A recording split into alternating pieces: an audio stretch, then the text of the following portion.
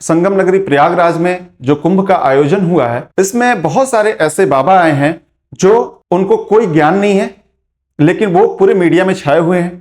कुछ लोग ऐसे हैं, वीडियो बनाते रहे हैं यूट्यूब में या शॉर्ट्स बनाते रहे हैं इंस्टाग्राम में, टांग रील जो है वो उनकी आप देख रहे होंगे न्यूज में और मीडिया में चल रही हैं, ऐसे बनाते होंगे और अचानक जैसे कुंभ लगा वो जो है उस कुंभ में उपस्थित हो गए। साध्वी के भेष में या फिर कहें साधु के भेष में वो घूम रहे हैं, मीडिया के माध्यम से उनका जो है उजागर हो रहा है। अब ये देखिए, एक बाबा ये हैं जो सबसे पहले यूट्यूब में जो वायरल हुए हैं अभी, या कहें कुंभ के मेले में, तो ये बाबा हैं तपस्या में, ये एक हाथ हमेशा उठाए रहते हैं। और इनसे एक यूट्यूबर ने जो है कुछ ऐसा प्रश्न पूछा जो सार्वजनिक स्थान पे उसका जवाब देना या फिर कहें जवाब देना उचित नहीं था, उसने जोर जबरदस्ती की जिसके कारण उसकी पिटाई हो गई उस वीडियो। इसके बाद देखेंगे ये अभी इस कुंभ में सब चर्चा में जो बाबा हैं वो बाबा ये हैं, वो IITian, इनका नाम जो है वो अभय सिंह है। और ये जो है जो बातें कर रहे हैं, जो मीडिया में बातें आ रही हैं, आप उनको देख के या फिर उन कहें कि उनकी बातों को सुन के ये कह सकते हैं कि ये जो है बहुत नॉलेजेबल पर्सन है ये। और इनको देख के बहुत से लोग जो है वो प्रभावित हुए होंगे और होंगे भी आगे, क्योंकि अभी तो ये प्रारंभ है, स्टार्टिंग है ये इनकी, है ना। आप देखे होंगे कि इन्होंने कुछ बातें ऐसी की जिसमें लोग सोचने में मजबूर हो गए। और इन्होंने एक बात ये भी कहा कि अगर मेरी बातें तर्क में सही नहीं साबित हुई तो वहां से आप बातें मानना बंद कर देना।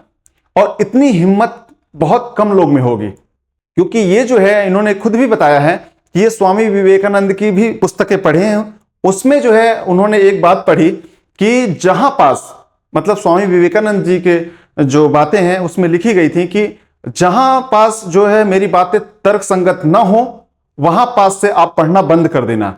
और वाकई में जो बातें करते हैं वो तर्क संगत होती हैं, वो सिर्फ पाखंड पे बातें नहीं करते कि हाँ पाप मिलेगा पुण्य मिलेगा, इस पे बातें नहीं, जो बातें कहेंगे वो आपको प्रूव करके दिखाएंगे। अभी तो इनकी शुरुआत है, लेकिन अगर ऐसा ही चलता रहा इनका अध्यात्म की ओर जो है, क्योंकि अब ये तो आ गए हैं और इससे वो वापस तो जाएंगे नहीं पारिवारिक जीवन में, क्योंकि वो परिवार को छोड़ के आए हैं। तो कुल मिला के ये समझना है कि अगर आप देख रहे हैं तो कौन असली है कौन नकली है, किसका अध्यात्म की ओर जुड़ाव है, कौन सिर्फ पाखंड बात कर रहा, सिर्फ जो है साधु के भेष में या साध्वी के भेष में है और लेकिन उसको कुछ भी ज्ञान नहीं है। तो ऐसे लोगों से दूर रहे, सिर्फ वो पाप और पुण्य की बात कर। तो ऐसे लोग अगर हैं तो उनसे जो है दूरी बनाए रहे। वो जो चीजें वो बोल रहे हैं वो जब तक वो प्रूफ ना कर दें तब तक आप मान रहे हैं तो समझ लीजिए कि आप पाखंड की ओर बढ़ रहे हैं। इसके बाद आप देखेंगे, आइए आगे, ये साध्वी अभी जो है शुरुआत में इन्होंने तो स्वीकार लिया कि हाँ साध्वी हूं, आगे जो है साध्वी की तरफ ही मेरा या फिर कहें कि सनातन की तरफ ही मेरा जो है जाने का विचार है।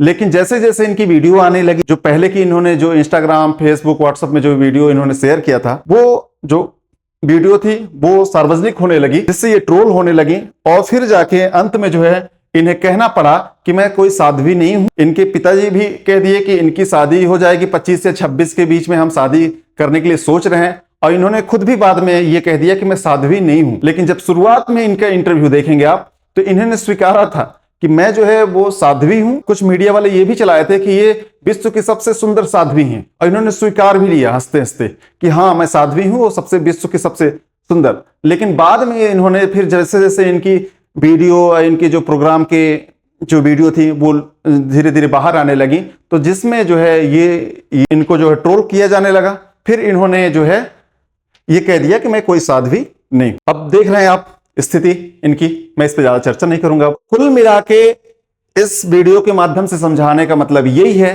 कि आप जो है गलत और सही को समझें। ऐसा नहीं कि कोई भी जो है साधु के भेष में आया और आपको ठग के लेके चला गया, या फिर साध्वी की भेष में आया और ठग के लेके चला गया आपको। तो इससे आपको बचना है।